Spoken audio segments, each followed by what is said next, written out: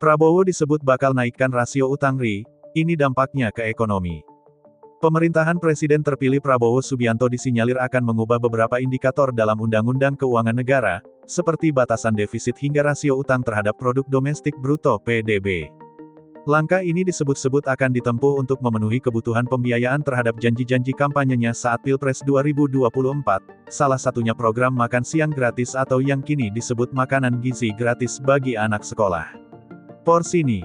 Sementara itu, rancangan awal defisit anggaran pendapatan dan belanja negara atau APBN untuk 2025 yang didesain pemerintahan saat ini batas atasnya sudah mencapai 2,82% atau mendekati batas yang diatur dalam UU Keuangan Negara 3% PDB.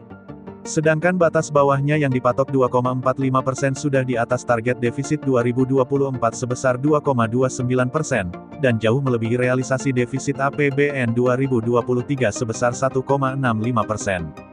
Batasan defisit yang ditetapkan dalam UU Keuangan Negara sebagaimana diketahui termuat dalam bagian penjelasan pasal 12 ayat 3. Pengelasan pasal itu menyebutkan maksimal defisit anggaran ialah 3% dari PDB dengan jumlah pinjaman dibatasi maksimal 60% dari PDB. Indikator batasan-batasan itulah yang kabarnya akan diubah pada masa pemerintahan Prabowo. Seorang sumber CNBC Indonesia di parlemen yang mengetahui rencana itu menyebutkan, celah pengubahan batasan defisit dan rasio utang tersebut akan dilakukan Prabowo karena tidak ditetapkan dalam pasal di UU Nomor 17 Tahun 2003, melainkan hanya di dalam bagian penjelasan pasal.